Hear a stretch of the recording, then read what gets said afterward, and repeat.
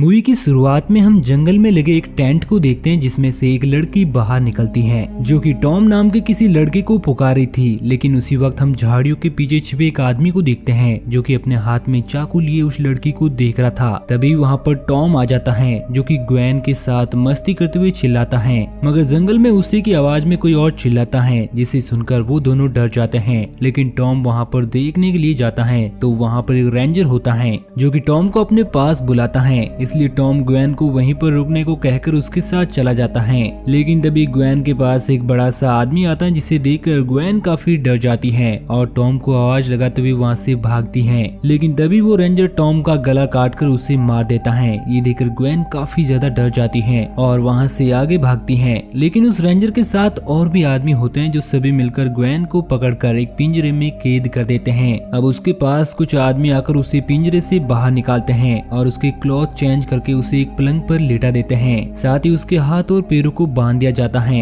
ताकि वो वहाँ से भाग ना सके। अब वहाँ पर एक लेडी आती है जिसके साथ वो बड़ा आदमी भी होता है। दरअसल वो आदमी उस लेडी का बेटा होता है जिसका नाम जोशिया होता है। उसकी मॉम का नाम रुथ होता है जो कि उन सभी की लीडर होती है। अब जोशिया ग्वेन के पास आता है और उसका रेप कर देता है। अब हमारी मुलाकात मार्क नाम के एक आदमी से होती है जो कि एक गेमिंग कंपनी का CEO होता है। वो हर साल अपनी कंपनी में 7 नए लोगों को ऐड करता है और उनके रियल लाइफ गेमिंग एक्सपीरियंस को प्रमोट करने के लिए एक सर्वाइवल वेकेशन प्लान करता है। और इस बार वो सभी कैलिफोर्निया के जंगलों में अपना पेंटबॉल गेम प्लान करते हैं। इसलिए सभी लोग गाड़ी लेकर वेकेशन के लिए निकल जाते हैं। आगे जाकर वो सभी एक गैस स्टेशन पर रुकते हैं जहाँ पर एडम नाम का एक मेंबर बाहरी फ्यूल भरने के लिए रुकता है। तब वो देखता है कि वहाँ पर बैठा एक आदमी अजीब तरीके से उसे घूर रहा होता है। वहीं जब बाकी लोग अंदर जाते हैं तो वो देखते हैं कि उस केबिन में बहुत सारे मरे हुए जानवरों की बॉडी लगी हुई होती है। साथ ही वहाँ का असिस्टेंट काफी अजीब होता है। लेकिन वो सभी इस चीज पर ज्यादा गौर नहीं करते हैं। अब सभी लोग बाहर आते हैं तो ली नाम की लड़की को टॉम और ग्वेन का मिसिंग पोस्टर दिखाई देता है। लेकिन तभी उसे मार्क बुला लेता है और वो सभी को बताता है कि हम लोग 2 टीम में बंट जाएंगे। पहली टीम का नाम अल्फा और दूसरी का बीटा होगा और जो टीम अपनी अपोजिट टीम के मेंबर को पहले टर्मिनेट कर देगी वो ही इस गेम की विनर होगी। उसी वक्त दूसरी ओर हम ग्वेन को देखते हैं जो कि अपने बेड पर लेटी हुई होती है। तभी उसके पास मॉम आती है और वो उसे बताती है कि तुम अब प्रेग्नेंट हो, इसलिए तुम्हें यहाँ से भागने की कोशिश नहीं करनी चाहिए। जिस पर ग्वेन उसकी बात पर हामी भरती है और कहते हैं कि अब से ये मेरा घर है, मैं इसे छोड़कर कभी भी नहीं जाऊंगी। इस बात से हमें पता चलता है कि उन लोगों ने ग्वेन के माइंड सेट को पूरी तरह से बदल दिया है। दूसरी ओर वो सभी आगे जंगल की ओर निकल जाते हैं। उनका मैच कल से स्टार्ट होने वाला था, इसलिए वो सभी एंजॉय करने के लिए एक लेक में स्विमिंग करते हैं। लेकिन एडम अकेला ही बाहर बैठा हुआ होता है। तभी उसके पीछे से कोई निकलता है। तब एडम वहाँ पर देखने के लिए जाता है लेकिन उसे वहाँ पर कोई नहीं मिलता। उसी वक्त बाकी लोग लेक से बाहर आ जाते हैं और अब वो सभी अपनी गाड़ी लेकर अलग अलग रास्तों की ओर निकल जाते हैं क्योंकि दोनों टीमें अपने अलग अलग टेंट लगाकर रहेगी। अब हम एडम की टीम को देखते हैं जो सभी अपने टेंट लगा लेते हैं और नाइट में पार्टी करते हैं और सभी लोग सो जाते हैं। मिडनाइट में जॉन अपने टेंट से बाहर निकलता है और ली के टेंट में चला जाता है क्योंकि वो उसके साथ अपना टाइम स्पेंड करना चाहता था। लेकिन ली उसे मना कर देती है। उसी वक्त हम फिर से उसी आदमी को झाड़ियों के पीछे छिपा हुआ देखते हैं जिसको हमने फिल्म की शुरुआत में देखा था। अब नेक्स्ट मॉर्निंग दोनों टीम मैच के लिए तैयार हो जाती हैं और वो लोग एक दूसरे को संकेत देकर गेम को शुरू करते हैं। इसके बाद वो सभी जंगल में एक दूसरे की टीम को टर्मिनेट करने के लिए निकल जाते हैं और कुछ दूर आगे जाने पर एडम की टीम को जंगल में लगा एक ट्रैप मिलता है जिसे देखकर वो सभी गुस्सा होते हैं क्योंकि उन्हें लगता है कि वो ट्रैप उनकी अपोजिट टीम ने उन्हें टर्मिनेट करने के लिए लगाया है। लेकिन एडम कहता है कि वो लोग कभी भी ऐसा नहीं कर सकते हैं। मुझे तो शुरू से ही इस जंगल में कुछ गड़बड़ लग रही है और लास्ट नाइट मैंने झाड़ियों में छिपे एक आदमी को भी देखा था। इसलिए एडम उन सभी को गेम छोड़कर वापस चलने के लिए कहता है। लेकिन मार्क वापस चलने से मना कर देता है और वो लोग गेम को कंटिन्यू करने के लिए जंगल में आगे बढ़ते हैं। तभी उन्हें वहाँ पर एक आदमी दिखाई देता है और उन्हें लगता है कि वो बीटा टीम का प्लेयर पासो है, इसलिए वो लोग उसे टर्मिनेट कर देते हैं। मगर वो आदमी कोई और होता है और वहाँ से भाग जाता है। इसलिए अब वो सभी वापस कैंप की ओर निकल जाते हैं। दूसरी ओर बीटा टीम को जंगल में बना एक केबिन दिखाई देता है, इसलिए 3 प्लेयर उसके पास जाकर डोर नॉक करते हैं। लेकिन वो केबिन पूरी तरह से सुनसान होता है, इसलिए वो सभी उसके अंदर जाकर उसे एक्सप्लोर करने लगते हैं। उस केबिन में बहुत ही पुरानी चीजें होती हैं। वहीं उसी वक्त बाहर खड़ी प्लेयर को जंगल में किसी की आहट होती है, इसलिए वो भी डरकर केबिन की ओर जाने लगता है। लेकिन तभी पीछे से एक आदमी उसे पीट कर बेहोश कर देता है और वो लोग केबिन में घुसकर उन सभी प्लेयर्स को पकड़ लेते लेते हैं। वहीं दूसरी और अल्फा टीम जब अपने कैंप पर पहुंचती है तो उन्हें अपने सभी टेंट टूटे हुए मिलते हैं और साथ ही उनका सभी सामान वहां से गायब होता है। इसलिए वो बीटा टीम से कांटेक्ट करते हैं। तब उन्हें उन लोगों के चिल्लाने की आवाज सुनाई देती है और उसे सुनकर वो सभी समझ जाते हैं कि उनके दोस्त किसी खतरे में हैं। इसलिए वो सभी अपनी गाड़ी की ओर भागते हैं, लेकिन उनकी गाड़ी स्टार्ट नहीं होती क्योंकि उसका फ्यूल टैंक किसी ने खाली कर दिया था। उसी वक्त उन्हें लेके दूसरी ओर एक आदमी दिखाई देता है। जब जॉन उसकी ओर देखता है तो वो एक तीर उसकी ओर चलाता है, जिससे जॉन मारा जाता है। ये देखकर बाकी लोग काफी डर जाते हैं और वहाँ से भागने लगते हैं और आगे जाकर एक पेड़ के पीछे छिप जाते हैं। लेकिन वो आदमी भी उनके पीछे आकर उन पर अटैक कर देता है, मगर तभी पॉल अपनी पैंट गन से एक शिकारी को नीचे गिरा देता है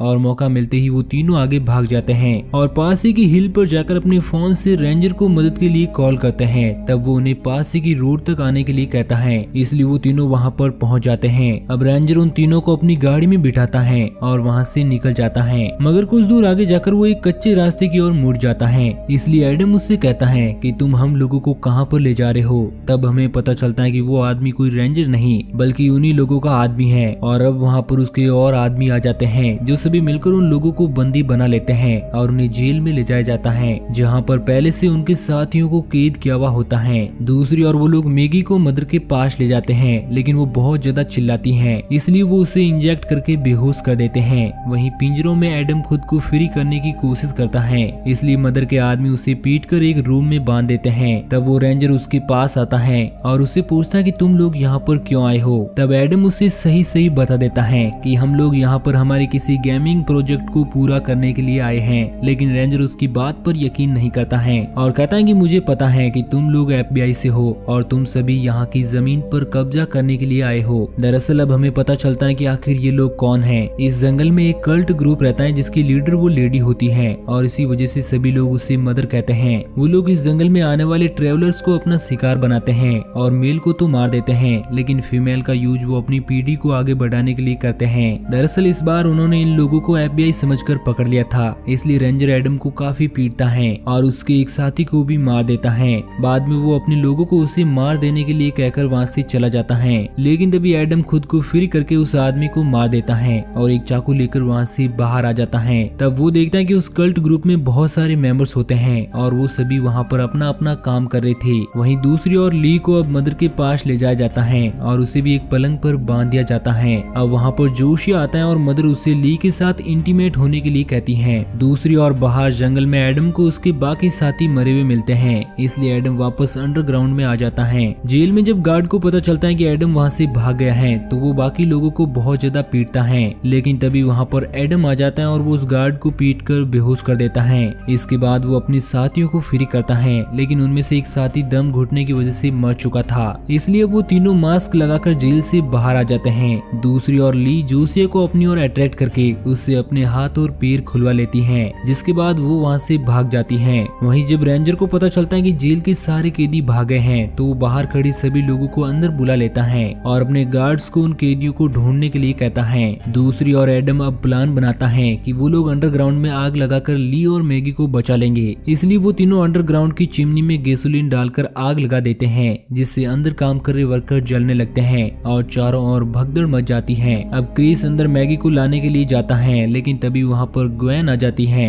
मगर वो उसे नहीं रोकती है, इसलिए क्रिस उसे लेकर बाहर आ जाता है। लेकिन तभी मदर उन पर गन तान देती है और उसके बाकी आदमी भी उन्हें चारों ओर से घेर लेते हैं। उसी वक्त एडम और पेरी उनके सामने आ जाते हैं और उन्हें छोड़ देने के लिए कहते हैं, लेकिन वो लोग उन्हें भी पकड़ लेते हैं और अब रेंजर उनसे कहता है कि तुम लोग यहाँ पर ऐसे ही कब्जा नहीं कर सकते। तब पेरी उस पर अटैक करके उसकी गन छीन लेता है और उसी वक्त क्रिस भी मदर को पकड़ लेता है, इसलिए अब उनके सभी गार्ड अपने वेपन को नीचे गिरा देते हैं। लेकिन तभी मदर क्रिस को चाकू से मार देती है, इसलिए पेरी उसे शूट कर देता है और वो चारों वहाँ से भाग जाते हैं। मगर आगे जाकर पेरी एक ट्रैप में फंस जाता है, इसलिए वो पीछे आ रहे लोगों को रोके रखता है और बाकी तीन लोग आगे चले जाते हैं। वो तीनों पहाड़ी के टॉप तक पहुंच जाते हैं, लेकिन अब वो वहाँ पर फंस चुके थे क्योंकि आगे एक गहरी खाई होती है और पीछे से वो लोग आ रहे थे, इसलिए मैगी बहुत ज्यादा डर जाती है और वो खाई में कूदकर सुसाइड कर लेती है। लेकिन एडम और ली हिम्मत रखते हैं और पहाड़ी के सारे नीचे उतरते हैं। उसी वक्त वहाँ पर रेंजर अपने आदमियों के साथ आ जाता है, लेकिन वो उन पर गोलियां नहीं चलाता क्योंकि ली उसे जिंदा चाहिए थी, इसलिए अब मौका पाकर वो दोनों लेक में कूद जाते हैं और दूसरे किनारे से बाहर निकलकर वहाँ वहाँ से भागने लगते हैं। तभी उन्हें भी वो ओल्ड केबिन दिखाई देता है, इसलिए वो उसके अंदर जाते हैं। उसी वक्त वहाँ पर एक गार्ड आ जाता है,